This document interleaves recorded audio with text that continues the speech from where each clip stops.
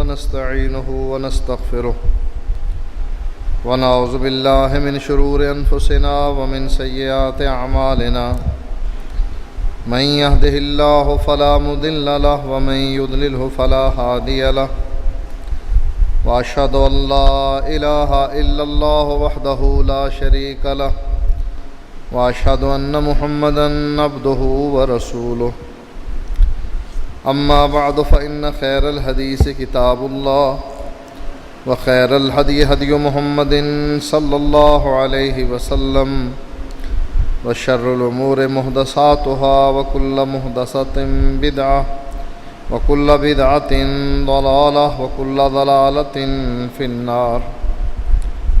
أعوذ بالله السميع العليم من الشيطان الرجيم. بسم الله الرحمن الرحيم. لقد رضي الله عن المؤمنين إذ يبايعونك تحت الشجرة فعلم ما في قلوبهم فأنزل السكينة عليهم وأصابهم فتحا قريبا.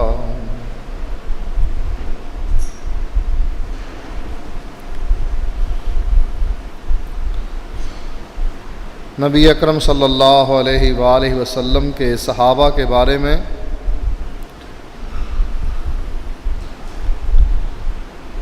عام طور پر دو گروہ پائے جاتے ہیں.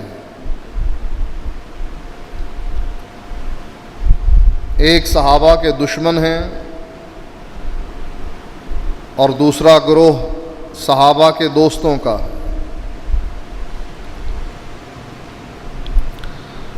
دشمنوں میں بھی دو گروہ ہیں. ایک وہ گروہ ہے جو صحابہ کو گالیاں دیتا، تبرہ کرتا، اور آج کے دور میں خمینی ان کا امام ہے، جس نے اپنی کتاب میں یہاں تک بکواس لکھ دی کہ ہمارا مہدی آئے گا، وہ امام غائب جو حضرت علی کا قرآن لے کر غائب ہو گیا وہ آئے گا، حضرت عائشہ کی قبر پھاڑے گا اور اس پر بدکاری کی سزا نافذ کرے گا. یہ گروہ ان دشمنان صحابہ کا ہے جن کی زبان سے صحابہ صحابیات ام المؤمنین محفوظ نہیں ہیں. طعن و تشنیع کے تیر یہ لوگ چلاتے رہتے ہیں. دوسرا گروہ سازشیوں کا ہے. زبان سے کچھ نہیں کہیں گے، بلکہ اگر کہنا پڑے تو تقیے کی صورت میں یہ بھی کہہ دیں کہ ہم صحابہ کے مخالف نہیں، ہم صحابہ کی عزت کرتے ہیں، احترام کرتے ہیں، لیکن سازشوں میں صحابہ کے خلاف شرکت کرتے ہیں. یہ انہی کی سازش ہے کہ 22 رجب کو امام جعفر صادق کے نام کے کنڈے بھرے جاتے ہیں. امام جعفر صادق نہ پیدا ہوئے 22 کو، نہ فوت ہوئے 22 کو، نہ ان کی پیدائش کا دن نہ وفات کا دن. یہ 22 رجب کو امام جعفر صادق کے نام کے کنڈے بھرنا، اس کی حیثیت کیا ہے؟ حضرت معاویہ بن ابی سفیان 22 رجب کو فوت ہوتے ہیں، 39 سال اور 8 ماہ تک حکمرانی کرتے ہوئے.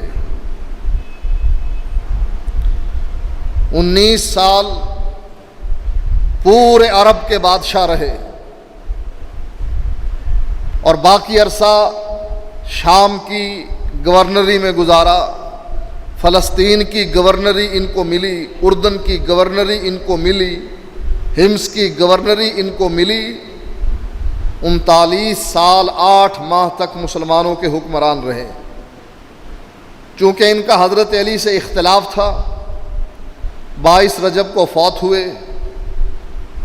دشمنان صحابہ نے 22 رجب کو جشن منایا، اور یہ بدبخت آج تک یہ جشن منا رہے ہیں۔ ایک تو غیر اللہ کے نام کی نذر و نیاز پکاتے ہیں، اور دوسرے حضرت معاویہ کی دشمنی میں جشن مناتے ہیں کہ حضرت معاویہ رضی اللہ تعالی عنہ 22 کو فوت ہوئے، اور بے غیرت ہیں وہ سنی مسلمان جو شیعہ کی ہاں میں ہاں ملاتے ہوئے 22 رجب کو امام جعفر صادق کے نام کے کنڈے بھرتے ہیں۔ ان کا شمار بھی ان کے نہ چاہتے ہوئے بھی، ان کے بے شک وہم و گمان میں بھی نہ ہو کہ ہم حضرت معاویہ کی موت پر جشن منا رہے ہیں، لیکن حقیقت میں وہ اس دن دشمنان صحابہ کے صف میں شامل ہو جاتے ہیں، جشن مناتے ہیں، کنڈے بھرتے ہیں، غیر اللہ کے نام کی نذر و نیاز پکاتے ہیں۔ یہ وہ لوگ ہیں جو زبان سے تو نہیں کہتے کہ ہم صحابہ کے دشمن ہیں، ہم ان کا احترام کرتے ہیں، ہم ان کی عزت کرتے ہیں، لیکن سازشوں میں شریک ہو جاتے ہیں، جیسے یہ 12 رجب کی کنڈے کی سازش ہے، یہ حضرت معاویہ رضی اللہ تعالی عنہ کی وفات پر جشن۔ اسی طرح مسلمانوں میں سے وہ گروہ جو صحابہ کا دوست ہے، اس میں بھی 2 گروہ ہیں، ایک حقیقی دوست ہے اور ایک زبانی دوست ہے۔ دوستی کا دم بھرتے ہیں، لیکن اپنی کتاب نور الانوار میں لکھتے ہیں حضرت ابو ہریرہ بھی غیر فقیہ ہیں، حضرت انس بھی غیر فقیہ ہیں۔ ابو یوسف فقیہ ہے، امام محمد اور زفر فقیہ ہیں جو کذاب ہیں، جھوٹی کہانیاں گھڑنے والے ہیں، وہ تو فقیہ ہیں، لیکن نبی کے صحابی حضرت ابو ہریرہ یہ بھی فقیہ نہیں، اور حضرت انس جو 10 سال تک اللہ کے نبی کی خدمت کرتے رہے وہ بھی فقیہ نہیں۔ کہا ان کو دین کی کوئی سمجھ بوجھ نہیں تھی۔ اب یہ دوست ہیں، دوستی کے رنگ میں دشمنی کر رہے ہیں، دوستی کے رنگ میں نبی کے صحابہ کی توہین کی جا رہی ہے۔ کہا اگر حضرت انس اور ابو ہریرہ حدیث بیان کریں، اگر یہ حدیث عقل میں نہ آئے ان کی حدیث کو بھی رد کر دو، ان کی حدیث بھی ناقابل اعتبار ہے۔ اسی طرح ان دوستوں نے حضرت معاویہ رضی اللہ تعالی عنہ پر بھی طعن و تشنیع کی۔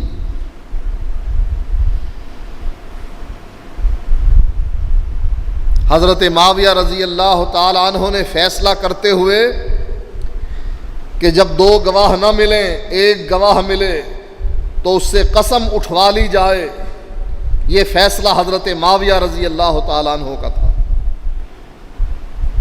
احناف نے اپنی کتابوں میں لکھا کہ معاویہ نے جہالت کا کام کیا ہے، جہالت کا کام امام شافعی نے کیا، اور لیکن سب سے پہلے بنیاد اس کی حضرت معاویہ نے رکھی کہ انہوں نے ایک قسم اور ایک گواہ کے ذریعے سے فیصلہ کر دیا۔ یہ دوست ہیں یا دوست کے رنگ میں دشمن ہیں جو نبی کے صحابہ کی توہین کرتے ہوئے قطعاً نہیں شرماتے۔ ہم کر کیا رہے ہیں؟ اگر کوئی حدیث ان کے مذہب کے خلاف کوئی صحابی بیان کر دے، کیا کہیں گے؟ ابن عمر کی کیا حیثیت ہے، چھوٹے سے بچے تھے۔ اور حضرت امام بخاری رحمۃ اللہ علیہ نے باقاعدہ اس مسئلے پر کتاب لکھ کر ان کے اس خیال کا رد کیا کہ حضرت ابن عمر بچے نہیں تھے بلکہ اللہ کے نبی کی شہادت موجود ہے۔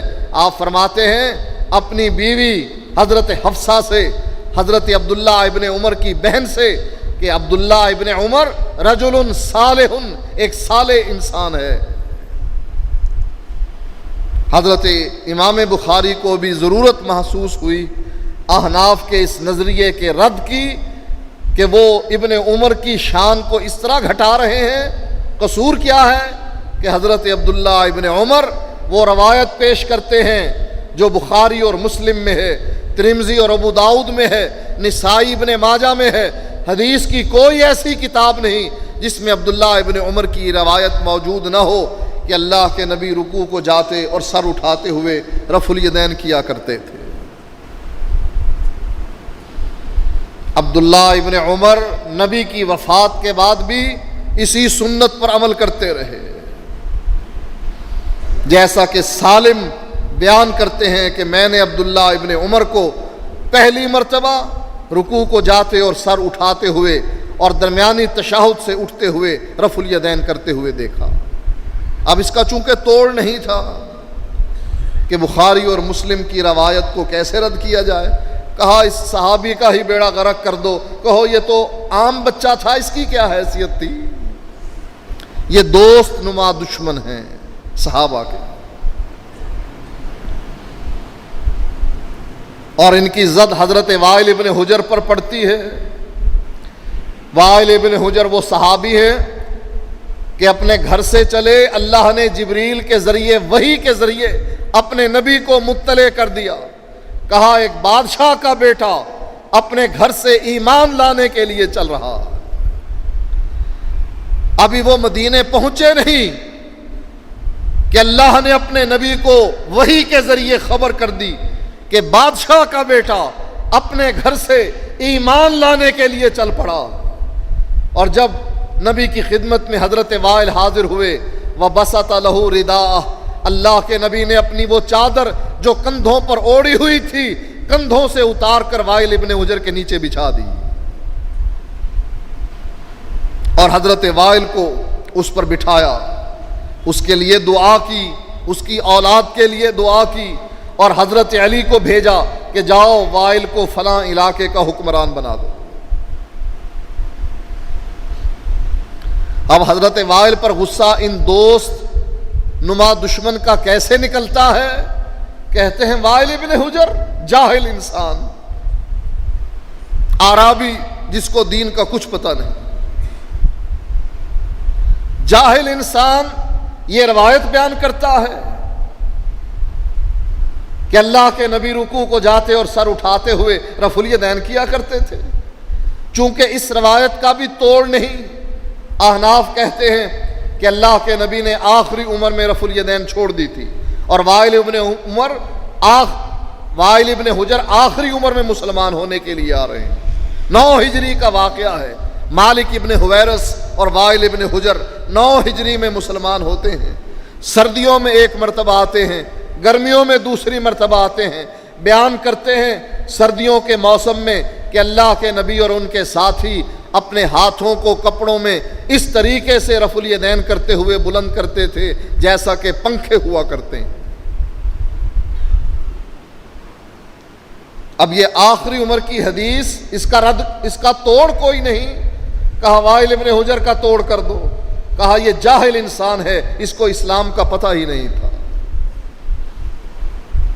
جس کی آمد کی اطلاع اللہ اپنے نبی کو وحی کے ذریعے دے، جس کے لیے اللہ کے نبی اپنے کندھے سے اتار کر چادر بچھائے، جس کو دعا دے اس کو اس کی اولاد سمیت اور ایک علاقے کا حکمران بنائے، اس کو یہ کہہ کر رد کر دیا جائے کہ یہ جاہل انسان ہے، اس کو دین کا کچھ پتہ نہیں۔ اس لیے کہ یہ حدیث وہ بیان کر رہا ہے جو نبی اکرم صلی اللہ علیہ وآلہ وسلم کا آخری عمل ہے زندگی کا، نماز کا۔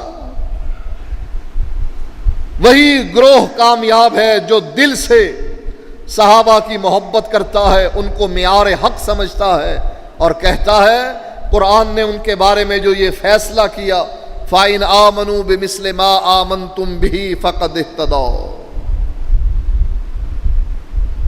لوگ اگر ایسا ایمان لے کر آئیں جیسے صحابہ ایمان لے کر آئے تھے، فَقَدِ اهْتَدَوْا، پھر سمجھ لو کہ یہ لوگ ہدایت والے ہیں۔ اور اگر ان کا ایمان ویسا نہ ہو جیسے صحابہ کا ایمان ہے، ان کی قسمت میں ہدایت نہیں، یہ بے ہدایتیں ہیں۔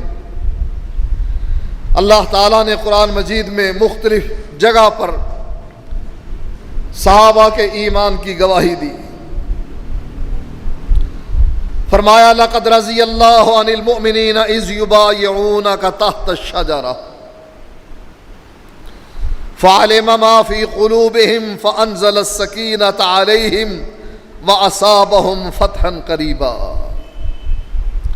لقد رضی اللہ عن المؤمنین، اللہ راضی ہو گیا ان مومنوں سے، اذ یبایعونک تحت الشجرہ، جب اے اللہ کے نبی یہ آپ کے ہاتھ پر درخت کے نیچے آپ کے ہاتھ پر بیعت کر رہے تھے۔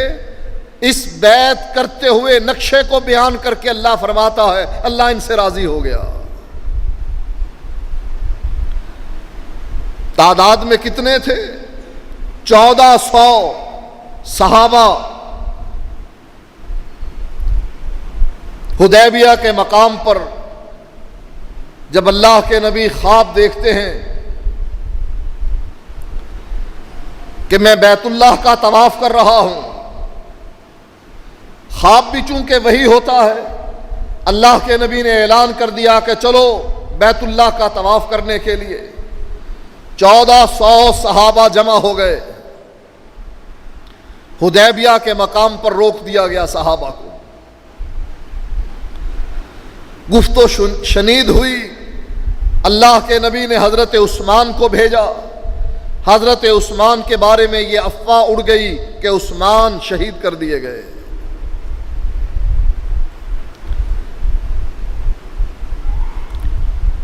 حضرت عثمان کو ان کے میزبان کہنے لگے عثمان، اللہ کے نبی کو حدیبیہ کے مقام پر روک دیا گیا ہے، چونکہ تم سفیر بن کر آئے ہو، میرے مہمان بنے ہو، میں تمہارا میزبان، چلو آؤ، اللہ کے نبی تو حدیبیہ کے مقام پر ہیں، کم از کم تم تو بیت اللہ کا طواف کر لو۔ حضرت عثمان رضی اللہ تعالی عنہ جواب میں کہنے لگے، ایک صحابی نے ان کی موجودگی، مکے میں موجودگی کے بارے میں فرمایا، کہنے لگا کہ اللہ کے نبی ہم یہاں بیٹھے ہیں اور عثمان بیت اللہ کا طواف کر رہا ہوگا۔ آپ نے فرمایا ایسا نہیں ہو سکتا۔ حضرت عثمان کو میزبان نے آفر کی، چلو میرے ساتھ بیت اللہ کا طواف کر لو۔ جواب میں کہنے لگے عثمان کہ تم نے میرے آقا کو حدیبیہ کے مقام پر روک رکھا ہے اور مجھ کو تم یہ دعوت دے رہے ہو کہ میں بیت اللہ کا طواف کر لوں، میں اس وقت تک طواف نہیں کروں گا جب تک کہ میرے آقا طواف نہیں کریں گے۔ مکے میں رک گئے، افواہ اڑ گئی کہ عثمان تو شہید کر دیے گئے۔ نبی اکرم صلی اللہ علیہ وآلہ وسلم نے صحابہ سے بیعت لی، اس حال میں کہ یہ عمرے کے لیے آئے تھے، لڑنے کے لیے نہیں۔ سفر کے ہتھیار تو ساتھ تھے لیکن جنگ کے ہتھیار ساتھ نہیں تھے۔ ایسی صورت میں جب اللہ کے نبی بیعت لیتے ہیں، 1400 صحابہ اس بات پر بیعت کرتے ہیں کہ ہم عثمان کا بدلہ لیں گے، جس راستے میں عثمان شہید ہوئے ہم بھی اسی راستے میں شہید ہوں گے، عثمان کا بدلہ لیے بغیر یہاں سے واپس نہیں جائیں گے۔ اب یہ بیعت بڑی باوقار بیعت تھی، بڑی عظمت اور اجر والی بیعت تھی، لیکن عثمان اس میں شریک نہیں تھے۔ ایک بدبخت نے نبی کے زمانے میں صحابہ کا مخالف تھا،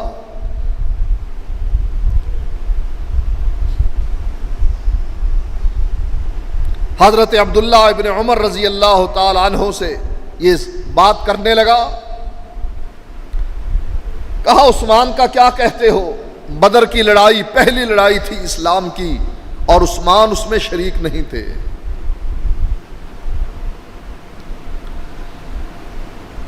حضرت عبداللہ ابن عمر جواب دیتے ہوئے فرمانے لگے، او بدبخت سن، نبی کی بیٹی عثمان کے نکاح میں تھی، بیمار تھی، حضرت عثمان اس کی تیمارداری کے لیے مدینے میں رہے۔ اللہ کے نبی جب مدینے تشریف لائے، حضرت عثمان کا باقاعدہ مال غنیمت میں سے حصہ نکالا، جو اس بات کی دلیل ہے کہ عثمان بدر کے میدان میں شریک تھے، وگرنہ ان کا حصہ نہ نکلتا۔ ایک شرعی مجبوری کی وجہ سے وہ نہ جا سکے۔ کہنے لگا، اچھا بیعت رضوان جس کی بڑی فضیلت ہے، اس میں تو عثمان شریک نہیں تھے۔ حضرت عبداللہ ابن عمر نے جواب دیا، جو عمل اللہ کے نبی نے کیا کہ سارے صحابہ بیعت کر گئے لیکن عثمان شریک ہی نہیں تھے، بیعت ہی نہ کر سکے۔ نبی اکرم صلی اللہ علیہ وآلہ وسلم نے اپنا ہاتھ پھیلایا ہوا تھا، بائیں ہاتھ پر لوگ بیعت کر رہے تھے، آپ نے اپنا دایاں ہاتھ بائیں ہاتھ پر رکھ کر کہا، یہ عثمان کا ہاتھ ہے، میں اس کی طرف سے بیعت کر رہا ہوں۔ اللہ کے نبی نے اپنے داماد حضرت عثمان کے اپنے ہاتھ کو عثمان کا ہاتھ قرار دیا، اس سے بڑی افضلیت کسی کی ہو سکتی ہے؟ فرمایا اللہ تعالیٰ نے، لقد رضی اللہ عن المؤمنین اذ یبایعونک تحت الشجرہ، اے اللہ کے نبی میں ان مومنوں سے راضی ہو گیا جو تیرے ہاتھ پر درخت کے نیچے بیعت کر رہے تھے۔ فعلم ما فی قلوبہم، میں نے جان لیا کہ ان کے دلوں میں کیا ہے۔ فانزل السکینۃ علیہم، جب یہ بیعت کر رہے تھے ہتھیار ان کے پاس لڑنے والے نہیں تھے، لیکن میں نے آسمان سے ان پر سکینت اتاری کہ یہ گھبرائے نہیں بلکہ پرعزم ہو کر کہنے لگے، اللہ کے نبی ہم عثمان کا بدلہ لے کر جائیں گے۔ فانزل السکینۃ علیہم، اللہ نے ان پر سکینت اتاری، وَأَصَابَهُمْ فَتْحًا قَرِيبًا، اور اللہ تعالیٰ نے ان کو قریب کی فتح عنایت فرمائی۔ فرمایا، ان الذین یبایعونک انما یبایعون اللہ ید اللہ فوق ایدیہم، اے اللہ کے نبی یہ آپ کے ہاتھ پر بیعت کر رہے تھے، انما یبایعون اللہ، یہ آپ کے ہاتھ پر نہیں، انما یبایعون اللہ، یہ اللہ تعالیٰ کی بیعت کر رہے تھے، کیونکہ حکم اللہ کا تھا، ہاتھ آپ کا تھا، یہ اللہ کے حکم کو مان کر آپ کے ہاتھ پر بیعت کر رہے تھے۔ ید اللہ فوق ایدیہم، ان کے ہاتھوں پر اللہ کا ہاتھ تھا۔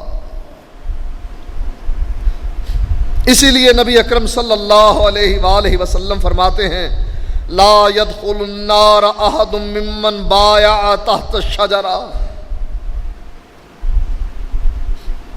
لا يدخل النار، کوئی شخص آگ میں داخل نہیں ہوگا ان لوگوں میں سے، ممن بايع تحت الشجرہ، جن لوگوں نے درخت کے نیچے آپ کے ہاتھ پر بیعت کی، اللہ کے نبی فرماتے ہیں ان میں سے کوئی شخص جہنم میں داخل نہیں ہوگا۔ اور دشمنان صحابہ کیا کہتے ہیں؟ نبی کی وفات کے بعد 3 افراد مسلمان رہے، باقی سب مرتد ہو گئے، کوئی بھی اسلام پر باقی نہ رہا، سب مرتد ہو گئے۔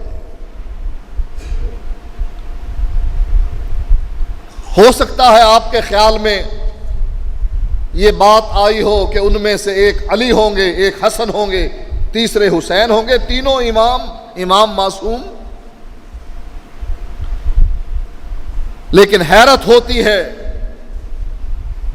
یہ بات سن کر، کہتے ہیں 3 افراد مسلمان رہ گئے، باقی سب دائرہ اسلام سے نکل گئے، مرتد ہو گئے۔ ان تینوں میں سے کون کون تھے؟ کہا سلمان تھے، مقداد تھے، ابو ذر تھے، یہ 3 افراد مسلمان، باقی سب مرتد۔ نہ علی، نہ حسن، نہ حسین رضوان اللہ علیہم اجمعین، کوئی بھی مسلمان نہ رہا۔ اللہ کے نبی کی یہ حدیث رد ہے اس بات کی، اس قول کی، اس نظریے کی جس میں صحابہ کو یہ کہہ کر دارا اسلام سے خارج کیا جاتا ہے کہ یہ نبی کی وفات کے بعد مرتد ہو گئے۔ اللہ کے نبی فرماتے ہیں جن لوگوں نے 1400 لوگوں نے اس درخت کے نیچے میرے ہاتھ پر بیعت کی، ان میں سے کوئی بھی جہنم میں داخل نہیں ہوگا۔ کیا مرتد لوگوں کے لیے اللہ نے جنت رکھی ہوئی ہے؟ قرآن کی یہ 2 آیتیں اور اللہ کے نبی کی یہ حدیث صحابہ کے ایمان کی گواہی دے رہی ہیں کہ صحابہ مسلمان تھے، اللہ ایسے مسلمان تھے کہ اللہ ایسے مسلمانوں سے راضی ہو گیا، اور اس نے اس رضاعت کا تمغہ، اس کا تذکرہ اللہ نے اپنے قرآن میں کر دیا کہ اللہ کے نبی میں ان سے راضی ہو گیا ہوں۔ فرمایا اللہ تعالیٰ نے محمد الرسول اللہ والذین معہ اشداء علی الکفار رحماء بینہم تراہم رکعا سجدا یبتغون فضلا من اللہ ورضوانا۔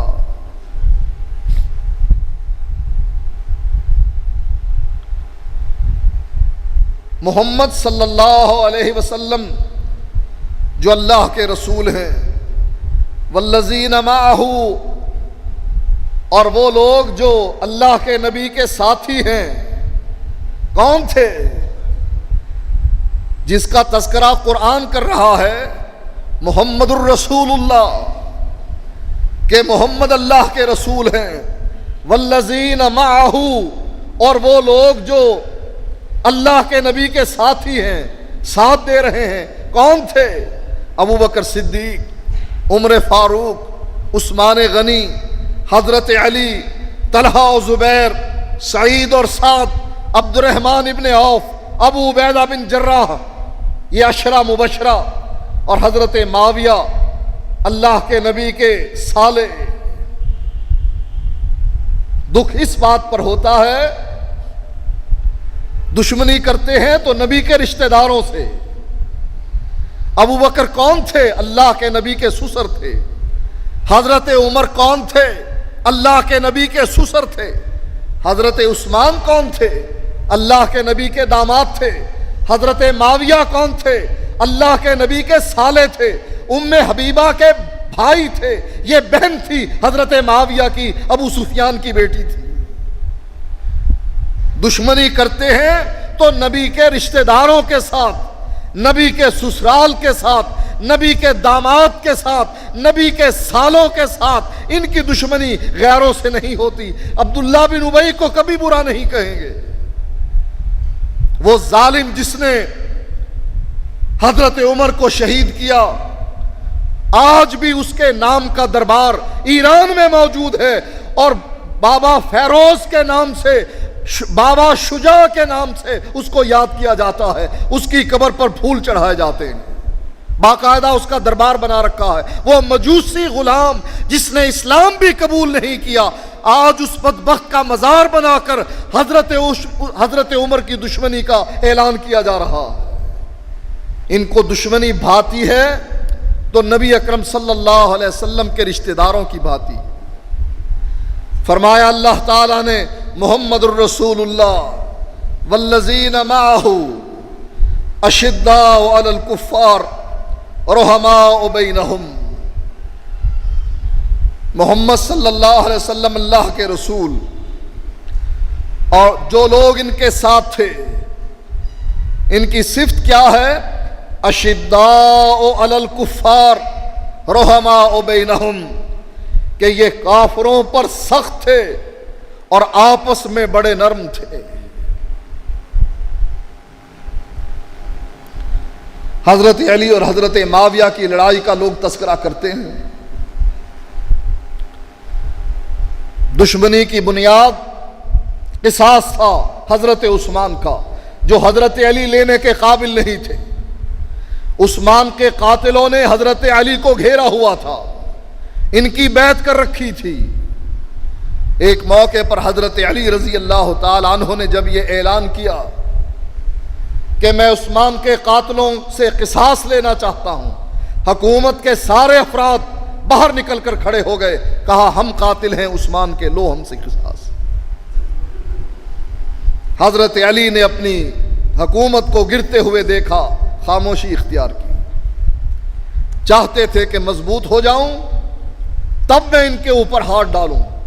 حضرت معاویہ رضی اللہ تعالی عنہ حضرت علی کے مخالف اس لیے بنے کہ وہ چاہتے تھے کہ حضرت عثمان کا قصاص لیا جائے.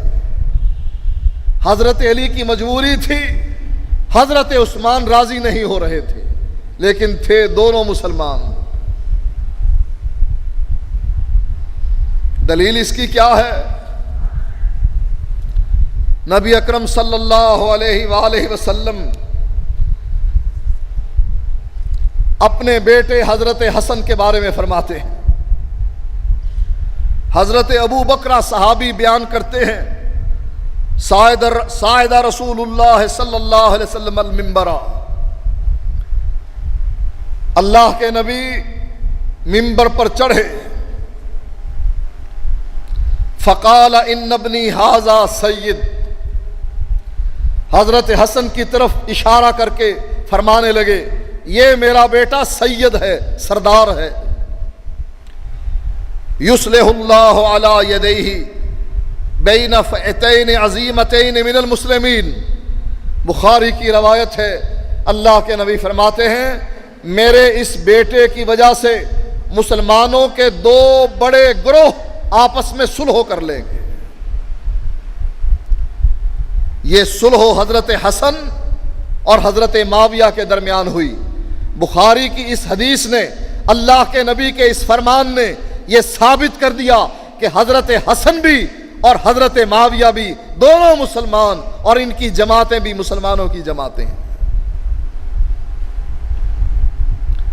فرمایا اشداء علی الکفار رحماء بینہم.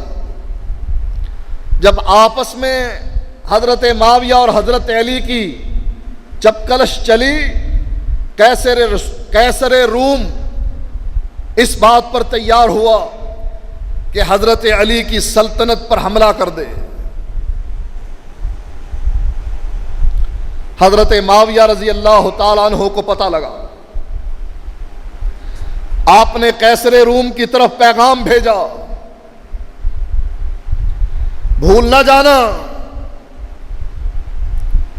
علی میرا بھائی ہے، ہمارا کلمہ ایک ہے، دیننا واحد، ہمارا دین ایک ہے، ہماری لڑائی آپس کے اختلاف کی لڑائی ہے. یہ نہ سمجھنا کہ تو حضرت علی کے خلاف جنگ کرنے کے لیے اس کی سرحد پر دستک دے گا اور معاویہ خاموشی سے دیکھتا رہے گا. نہیں، معاویہ ابو سفیان کا بیٹا حضرت علی کے ہراول دستوں میں سب سے پہلے پہنچے گا تجھ سے لڑنے کے لیے. ہماری دشمنی کو، آپس کی دشمنی کو یہ نہ سمجھ بیٹھنا کہ ہم تجھ کو یہ موقع دے دیں گے کہ تو علی کی سلطنت پر قبضہ کر لے. یہ ہے وہ چیز اشداء علی الکفار رحماء بینہم، کہ آپس میں نرم دل اور دشمنوں کے مقابلے میں سخت. تراہم رکعا سجدا یبتغون فضلا من اللہ ورضوانا. اے نبی تو ان کے چہروں پر دیکھے گا نشانات سجدوں کے. یبتغون فضلا من اللہ ورضوانا، یہ اللہ کا فضل اور اس کی رضا چاہتے ہوئے اپنی پیشانیاں زمین پر رگڑتے ہیں، جن سے ان کی پیشانیوں پر نشان پڑ جاتے ہیں. رکوع کی حالت میں، سجدے کی حالت میں، سیماہم فی وجوہہم من اثر السجود. اے نبی تو ان کو دیکھے گا کبھی رکوع میں جھک رہے ہیں، کبھی سجدے میں جا رہے ہیں، رب کی رضا حاصل کرنے کے لیے، رب کا فضل حاصل کرنے کے لیے، اور تو ان کے چہروں پر سجدوں کے نشانات دیکھے گا. ذالک مثلہم فی التوراۃ ومثلہم فی الانجیل، اور یہ ان کی صفتیں تورات میں بھی موجود ہیں، انجیل میں بھی موجود ہیں۔ اللہ نے پچھلی کتابوں میں نبی کا تذکرہ بھی کیا، نبی کے صحابہ کا تذکرہ بھی کیا۔ ذالک مثلہم فی التوراۃ ومثلہم فی الانجیل، ان کی یہ صفات اللہ نے تورات میں بھی بیان کر دی، انجیل میں بھی بیان کر دی۔ کزرع اخرج شطأہ فآزرہ فاستغلظ فاستوى علی سوقہ یعجب الزراء لیغیظ بہم الکفار۔ ان کی مثال ایسے ہے جیسے ایک پودے کی ننھی سی کونپل کی جو زمین کو پھاڑ کر اس کا سینہ چیر کر باہر نکلتی ہے۔ فآزرہ، پھر وہ اپنے آپ کو مضبوط کرتی ہے۔ فاستغلظ، پھر وہ ننھا سا پودا موٹا ہوتا ہے۔ فاستوى علی سوقہ، یہاں تک کہ وہ اپنے تنے پر کھڑا ہو جاتا۔ گندم کا آپ نے مطالعہ کیا ہوگا، زمین سے ننھی سی کونپل نکلتی ہے، پھر آہستہ آہستہ وہ مضبوط ہوتا چلا جاتا ہے، یہاں تک کہ گندم کا یہ پودا اپنی نالی پر سیدھا کھڑا ہو جاتا جس پر دانے لگتے ہیں۔ اللہ تعالیٰ نے صحابہ کی مثال ایسے ہی بیان فرمائی کہ صحابہ زمین کا سینہ پھاڑ کر نکلے۔ کون؟ اکیلے ابو بکر ہیں، کون؟ اکیلی ختیجہ ہے، کون؟ اکیلا بلال ہے، بچوں میں حضرت علی ہیں۔ یہ چند لوگ مکے کی وادی میں لا الہ الا اللہ کی پکار پکارتے ہوئے دارہ اسلام میں داخل ہو رہے ہیں۔ یہ وہ بات ہے اخرج شطأہ کہ ابھی اسلام ابھی کونپل نکال رہا ہے، ابھی اس کی ابتدا ہو رہی ہے، ابھی زمین کا سینہ شک ہو رہا ہے۔ چند لوگ ہیں جو دارہ اسلام میں داخل ہو رہے ہیں۔ فآزرہ، یہاں تک کہ 313 بن کر مضبوط ہو گئے، ایک جماعت تیار ہو گئی۔ فاستغلظ، پھر جب حدیبیہ کے مقام پر آئے تو 313 نہیں 1400 کا لشکر حدیبیہ کے مقام پر موجود تھا عمرہ کرنے کے لیے۔ فاستوى علی سوقہ، اور جب اللہ کے نبی مکے کو فتح کرنے کے لیے آئے تو یہ 1400 نہیں تھے، 10,000 کا لشکر تھا نبی اکرم صلی اللہ علیہ وسلم کے ساتھ۔ اللہ فرماتا ہے یعجب الزراء، کسانوں کو یہ فصل خوش کر رہی ہے، اللہ کے نبی کو یہ صحابہ کی فصل خوش کر رہی ہے کہ میرے صحابہ کتنے تعداد میں آ گئے ہیں۔ یہاں تک کہ اللہ قرآن میں یہ سورت اتار دیتا ہے اذا جاء نصر اللہ والفتح ورأیت الناس یدخلون فی دین اللہ افواجا۔ اے اللہ کے نبی، اللہ کی مدد آ گئی، نصرت آ گئی، فتح آ گئی، اور تو نے لوگوں کو جوق در جوق دین میں داخل ہوتے ہوئے دیکھ لیا۔ اللہ کے نبی خوش ہو رہے ہیں لیغیظ بہم الکفار، اللہ ان کے ذریعے سے کافروں کو چڑھا رہا ہے۔ نبی اپنے صحابہ کی وجہ سے خوش ہو رہے ہیں اور کافر صحابہ کی وجہ سے غیظ و غضب میں آ رہے ہیں۔ جن کے دل میں صحابہ کی محبت ہے وہ اس گروہ میں ہیں جس کا تذکرہ اللہ تعالیٰ نے یعجب الزراء، کہ اللہ کے نبی کو صحابہ کی تعداد بھلی معلوم ہو رہی ہے، یہ فصل اچھی لگ رہی ہے، اور جو صحابہ کے دشمن ہیں لیغیظ بہم الکفار، اللہ صحابہ کی وجہ سے کافروں کو چڑھا رہا ہے اور وہ غیظ و غضب کا شکار ہو رہے ہیں۔ یہودی اور وہ عیسائی، وہ منافق جو اسلام میں داخل نہیں ہوئے تھے، ان سے مراد یہ ہے۔ علماء نے آئمہ نے قرآن کی اسی آیت سے استدلال کرتے ہوئے فرمایا کہ جس کے دل میں صحابہ کا بغض ہو، جس کے دل میں صحابہ کے خلاف نفرت ہو، وہ دائرہ اسلام سے خارج ہے۔ قرآن کی یہ آیت دلیل ہے اس بات کی، لیغیظ بہم الکفار۔ اللہ کافروں پر صحابہ کی وجہ سے، یہ کافر چڑ رہے ہیں، اللہ ان کو چڑھا رہا ہے، یہ غیظ و غضب کا شکار ہو رہے ہیں، اللہ تعالیٰ ان کو ذلیل کر رہا ہے۔ قرآن کی اس آیت سے علماء نے استدلال کیا جو صحابہ کے دشمن ہیں، صحابہ سے نفرت کرتے ہیں، وہ دائرہ اسلام سے خارج۔ وعد اللہ الذین آمنوا وعملوا الصالحات، اللہ کا وعدہ ہے ان لوگوں کے ساتھ جو ایمان لے کر آئے، وعملوا الصالحات، اور جن لوگوں نے اعمال صالح کیے، منہم، ان میں سے، مغفرتم واجرا عظیما، اللہ ان صحابہ کی مغفرت بھی کر رہا ہے، واجرا عظیما، اور اجر عظیم عطا کر رہا ہے۔ قرآن کی یہ آیت صحابہ کے ایمان کی دلیل ہے، ان کی عظمت کی دلیل ہے، ان کے جنتی ہونے کی دلیل ہے، ان کے مغفور ہونے کی دلیل ہے کہ اللہ نے سب کو مغفرت بھی دی ہے، اجر عظیم سے نوازا ہے، جنت میں داخل کیا ہے، اور اللہ ان سے راضی بھی ہو گیا۔ لہذا وہ گروہ جو صحابہ کے دشمنوں کا ہے، غلطی پر ہے، اور وہ غلطی معمولی غلطی نہیں، یہ غلطی کفر کی غلطی ہے۔ وہ کافر ہے جو صحابہ سے دشمنی رکھتا ہے، بغض رکھتا ہے، عداوت رکھتا ہے، وہ مسلمان نہیں ہے۔ فرمایا اللہ تعالیٰ نے، لَقَدْ صَدَقَ اللَّهُ رَسُولَهُ الرُّؤْيَا بِالْحَقِّ، اللہ نے سچ کر دکھایا اپنے نبی کے خواب کو۔ لَتَدْخُلُنَّ الْمَسْجِدَ الْحَرَامَ إِنشَاءَ اللَّهُ آمنین محلقین رؤوسکم ومقصرین لا تخافون فعلم ما لم تعلموا فجعل من دون ذلك فتحا قریبا۔ اللہ نے اپنے نبی کا خواب سچا کر دکھایا۔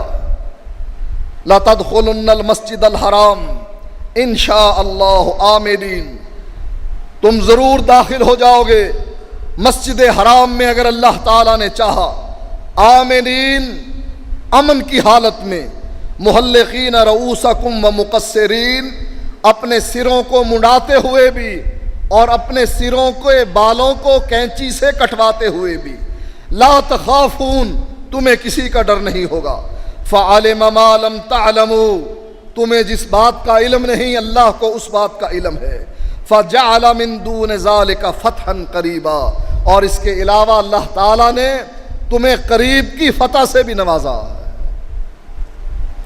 یہ وہ واقعہ ہے جس میں اللہ کے نبی نے صحابہ سے کہا کہ اللہ تعالیٰ نے مجھے دکھایا خواب میں کہ میں بیت اللہ کا طواف کر رہا ہوں۔ صحابہ اللہ کے نبی کے اس اعلان پر جمع ہوئے اور بیت اللہ کے طواف کے لیے چل پڑے۔ جب حدیبیہ کے مقام پر روک دیے گئے، دشمنوں نے شرائط لکھوانا شروع کی۔ حضرت علی لکھنے والے ہیں، لکھتے ہیں بسم اللہ الرحمن الرحیم۔ سہیل کہنے لگا ہم تو نہیں جانتے یہ رحمان کون ہے، رحیم کون ہے۔ کہا اس کو مٹاؤ۔ کہا کیا لکھوں؟ کہا لکھو بسم کا اللہم، اللہ تیرے نام سے۔ حضرت علی نہیں چاہتے تھے کہ مٹا دیں، لیکن اللہ کے نبی نے کہا مٹا دو۔ رحمان الرحیم کو نہیں مانتے، اللہ کو تو مانتے ہیں، اللہ کا نام لکھ دو۔ لکھا حضرت علی نے من محمد الرسول اللہ۔ یہ صلح لکھی جا رہی ہے محمد الرسول اللہ کی طرف سے، اور دوسری طرف سے دوسرا فریق قریشیوں کا ہے اور ان کا نمائندہ سہیل ہے۔ کہا نہیں اس کو بھی مٹاؤ۔ کہا کیوں؟ کہا اگر ہم اسے اللہ کا رسول مان لیں پھر لڑائی کرنا بے وقوفی نہیں۔ اگر ہم صلح میں یہ لکھوا لیں کہ یہ اللہ کا رسول ہے ہم اس سے صلح کر رہے ہیں تو ہمیں کون دانا بینا کہے گا؟ پاگلو، ایک طرف اللہ کے رسول کو رسول مانتے ہو، دوسری طرف اس کی مخالفت کرتے ہو۔ سوچیں جو حنفی بنے، ایک طرف اللہ کے رسول کا کلمہ پڑھتے ہیں اور دوسری طرف اپنے امام کو آگے رکھتے ہیں، نبی کی اتباع کی بجائے اپنے امام کی تقلید کرتے ہیں۔ تمہیں دانا بینا کون کہے گا؟ تم تو جاہل بن گئے ہو۔ کلمہ اللہ کے نبی کا پڑھنا اور اپنے امام کی تقلید کرنا، پیروی اس کی نہ کرنا، اس کے طریقے پر نماز نہ پڑھنا، روزہ نہ رکھنا، حج نہ کرنا، بلکہ کہنا میں حنفی ہوں لہٰذا طلاق دینے کا طریقہ میرا حنفی ہوگا، 3 طلاقیں اکٹھی دوں گا، تینوں ہو جائیں گی۔ تمہیں کون دانا بینا کہے گا؟ سہیل سمجھ گیا کہ یہ تحریر ہم پر گرفت کر سکتی ہے۔ ایک طرف اس کو اللہ کا رسول بھی مانتے ہو، پھر اس کے لیے بیت اللہ کے دروازے بند کرتے ہو، اسے عمرے کی اجازت نہیں ہے، یہ بیت اللہ کا طواف نہ کرے۔ کہا اس کو بھی مٹاؤ۔ کہا کیا لکھوں؟ کہا لکھو من محمد بن عبداللہ۔ محمد بن عبداللہ کی طرف سے یہ تحریر لکھی جا رہی ہے۔ حضرت علی کہتے ہیں میرے ہاتھ محمد الرسول اللہ کو نہیں کاٹ سکتے، میں یہ گوارا نہیں کر سکتا کہ میں اس پر قلم پھیر دوں کہ محمد اللہ کے رسول ہیں، یہ نہیں کر سکتا۔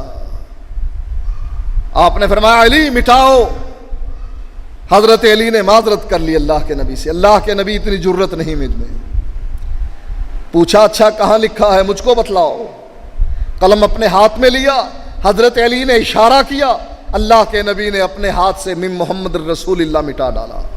کہا لکھو ان کی بات محمد بن عبداللہ کی طرف سے۔ کہا چلے جا واپس، اس سال تمہیں عمرے کی اجازت نہیں۔ کہا منظور ہے، اگلے سال اجازت ہوگی؟ کہا ہاں۔ کہا علی لکھ دو۔ کہا لکھو اگر مکے سے کوئی بھاگ کر مدینے آئے گا ہم واپس لیں گے، اور اگر مدینے سے بھاگ کوئی مکے آئے گا تمہیں واپس نہیں دیں گے۔ کہا لکھو علی۔ حضرت عمر کہنے لگے اللہ کے نبی کیا آپ نے یہ نہیں کہا تھا کہ ہم بیت اللہ کا طواف کریں گے؟ آپ نے فرمایا ہاں میں نے کہا تھا، لیکن میں نے یہ کب کہا تھا کہ اس سال کریں گے؟ انشاءاللہ کریں گے۔ اے اللہ کے نبی کیا ہم حق پر نہیں ہیں؟ کہا عمر ہم حق پر ہیں۔ اللہ کے نبی یہ کفار باطل پر نہیں۔ آپ فرمانے لگے عمر وہ باطل پر ہیں، کیا ہمارے مرنے والے جنتی اور ان کے مرنے والے جہنمی نہیں؟ فرمایا عمر ایسے ہی ہے۔ عرض کرنے لگے اللہ کے نبی پھر دب کر صلح کیوں کر رہے ہو؟ انہوں نے محمد الرسول اللہ کٹوایا، انہوں نے بسم اللہ الرحمن الرحیم کٹوایا، انہوں نے ہم پر پابندی لگا دی اس سال تمہیں عمرے کی اجازت نہیں ہوگی، انہوں نے ہم سے یہ تک لکھوا لیا کہ مکے سے آئے گا مدینے پہنچے گا واپس کر دیا جائے گا، لیکن مدینے سے بھاگا ہوا تمہارا ساتھی ہم واپس نہیں کریں گے۔ آپ نے یہ بھی مان لیا؟ آپ نے فرمایا عمر میں محمد بن عبداللہ ہی نہیں، میں محمد الرسول اللہ بھی، میں یہ سب کچھ اس کے کہنے پر لکھوا رہا ہوں، اپنی طرف سے نہیں۔ وما ينطق عن الهوى ان هو الا وحی یوحی، میری ہر بات وحی الہی کے مطابق ہوتی ہے، اللہ کا حکم ہے تو لکھوا رہا ہوں، اگر اللہ کی طرف سے اجازت نہ ہوتی میں نہ لکھواتا۔ میں محمد بن عبداللہ ہی نہیں، میں محمد الرسول اللہ بھی ہوں۔ بدقسمتی سے ہم نے اللہ کے نبی کو، آمنہ کے لال کو، عبداللہ کے لخت جگر کو محمد بن عبداللہ کی حیثیت سے بٹھا رکھا ہے۔ نماز تیرے طریقے کی نہیں پڑھیں گے، ہمارا امام اپنا ہوگا۔ نکاح تیرے طریقے پر نہیں کریں گے، ہمارا اپنا امام ہوگا۔ طلاق کا طریقہ، حج کا طریقہ، زکوٰۃ کا طریقہ کون سا ہوگا؟ جو ہمارے امام نے بتلایا۔ ہماری معیشت اور معاشرت حنفی ہوگی۔ کیا حیثیت دی ہم نے اللہ کے نبی کو؟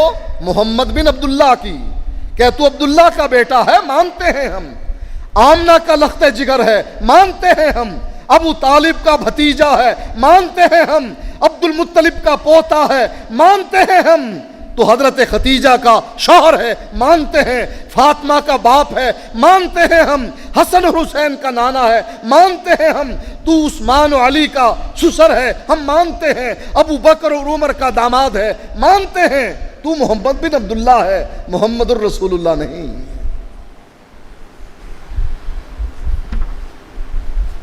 ہمارا قائد وہ سہیل ہے جو اللہ کے نبی کو کہتا تھا تو محمد الرسول اللہ نہیں، تو محمد بن عبداللہ ہے۔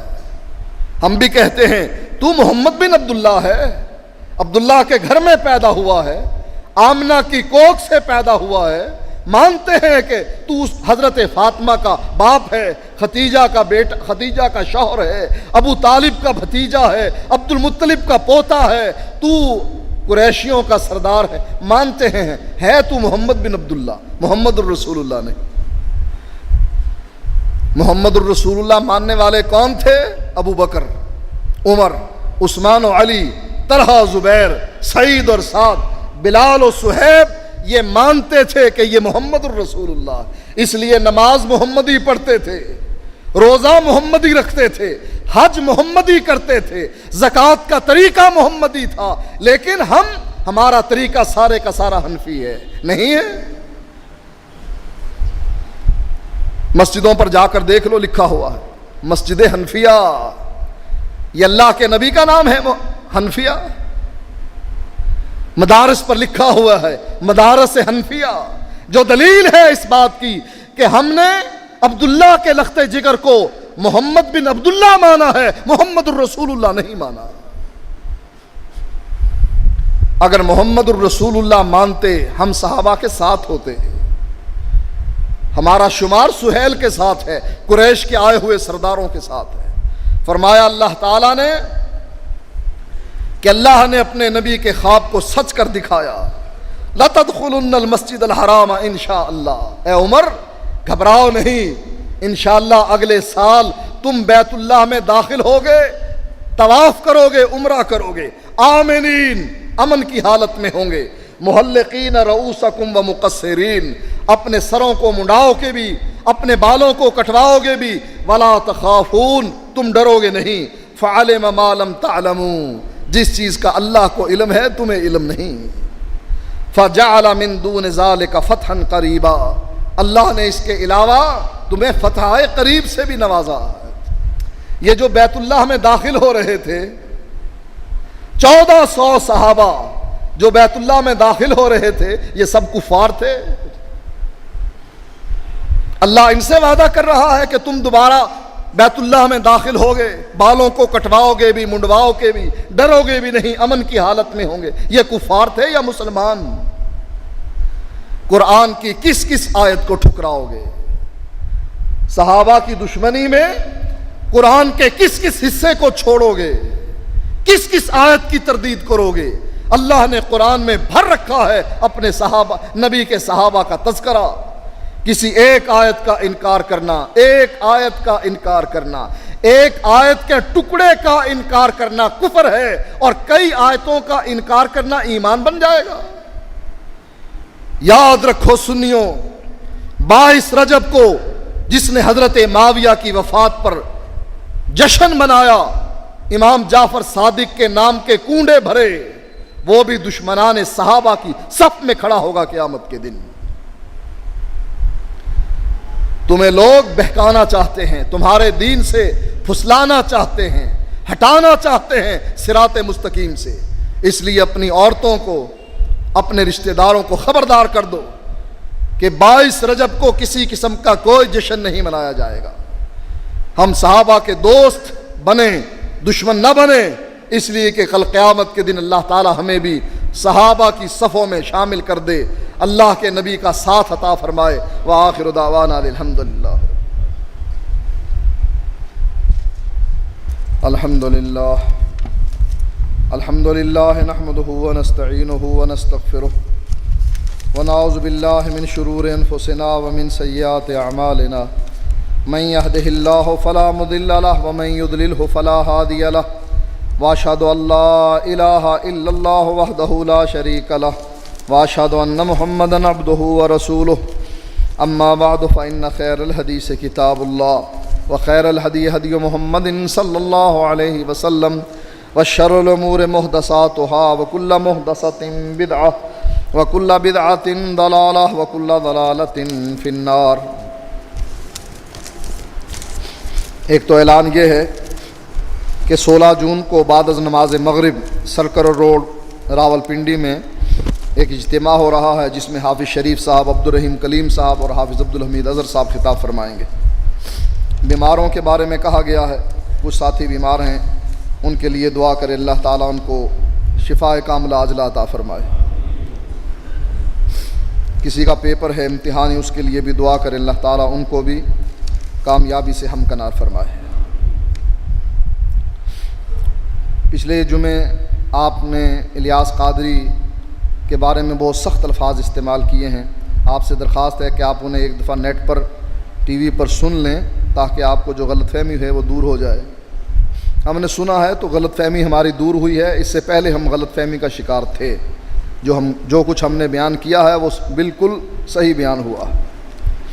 میں نے الیاس قادری کے ہاتھ پر بیعت لی ہے، کیا میری بیعت لینا صحیح ہے؟ آپ اگر الیاس قادری کے باپ کے ہاتھ پر بھی بیعت لیں تب بھی بیعت غلط ہے، اس لیے کہ اسلام میں اللہ کے نبی کی بیعت ہو سکتی ہے یا خلیفے کی، کسی اور کی بیعت کرنا جائز نہیں۔ کیا نماز میں رفع الیدین، سینے پر ہاتھ باندھنا اور اونچی آواز سے آمین کہنا لازمی ہے؟ اگر آپ اللہ کے نبی کو محمد الرسول اللہ کی حیثیت سے مانتے ہیں تو لازمی ہے، اگر محمد بن عبداللہ کی حیثیت سے مانتے ہیں تو پھر کوئی ضروری نہیں، دل چاہے تو اس کی بات مانو، دل چاہے نہ مانو، دل چاہے تو بسم اللہ کٹوا دو، بسم اللہم لکھوا دو، دل چاہے تو محمد الرسول اللہ کٹوا کر محمد بن عبداللہ لکھوا دو۔ یہ جو محمد الرسول اللہ مانتے ہیں ان کے لیے لازمی ہے کہ نبی کا طریقہ اختیار کریں۔ کیا آپ وہابی لوگ ان بریلوی دیوبندیوں سے زیادہ نیک اور پرہیزگار ہیں؟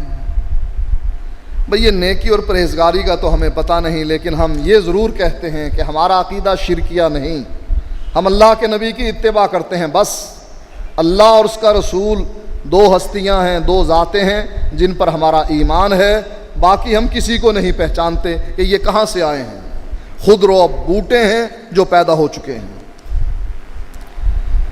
جتنے بریلوی اللہ کے رسول اور اخلاص کے طور پر آپ سے محبت کرتے ہیں، آپ کیوں نہیں کرتے؟ ہم اللہ کے نبی سے محبت کرتے ہیں اور شدید محبت کرتے ہیں، اسی لیے ہم نبی کے علاوہ کسی کے طریقے کی نماز بھی گوارا نہیں کرتے۔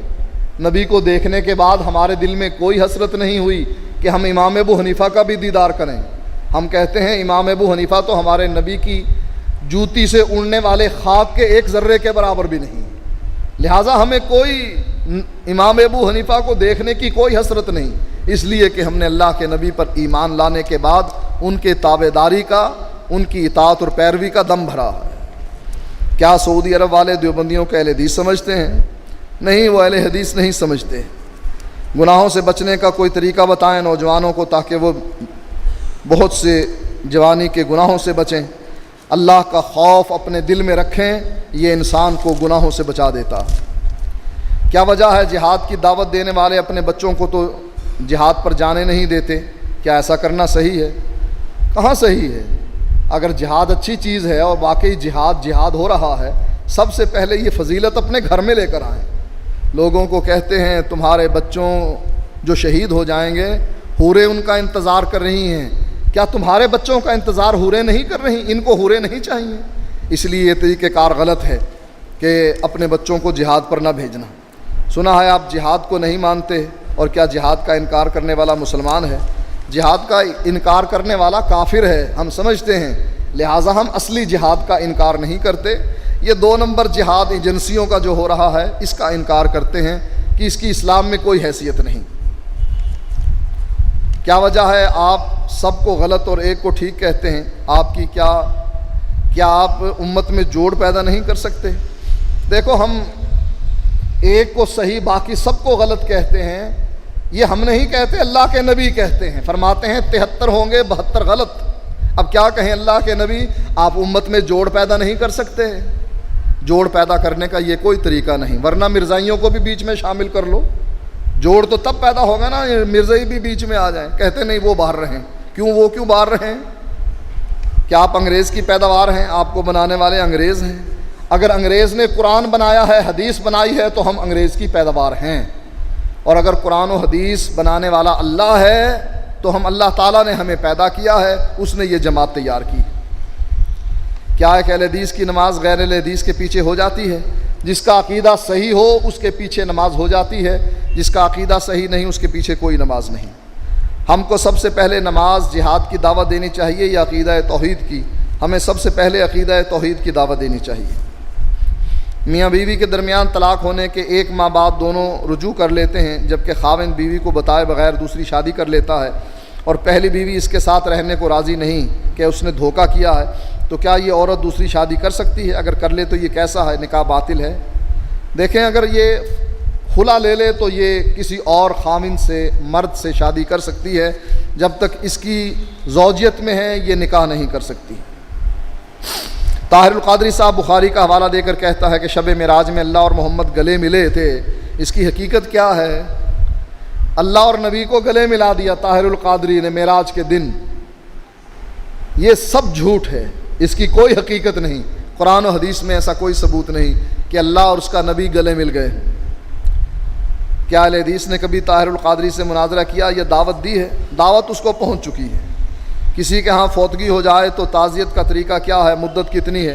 مختلف رشتہ داروں جیسے ماں باپ، میاں بیوی وغیرہ۔ عام آدمی کے لیے 3 دن اور بیوی کے لیے شوہر کے مرنے پر 4 مہینے 10 دن۔ تعزیت کا معنی یہ ہوتا ہے کہ جا کر حوصلہ افزائی کی جائے ان لوگوں کی جن کا کوئی فوت ہو گیا۔ فوت ہونے کے بعد مردے کو کون سی چیزیں یا اعمال فائدہ دیتی ہیں؟ اعمال صالحہ فائدہ دیتی ہیں، اپنی زندگی میں جو وہ کر گیا ہے نیک کام وہ فائدہ دیتے ہیں، اولاد جو اس کے لیے دعا کرتی ہے، شاگرد جن کو وہ دین کا علم پڑھا گیا ہے وہ جب تک دین کا علم پڑھتے رہیں گے اس کو فائدہ ملتا رہے گا۔ جب ہم اللہ سے دعا مانگتے ہیں تو کس کس کا وسیلہ دے سکتے ہیں؟ دعا مانگ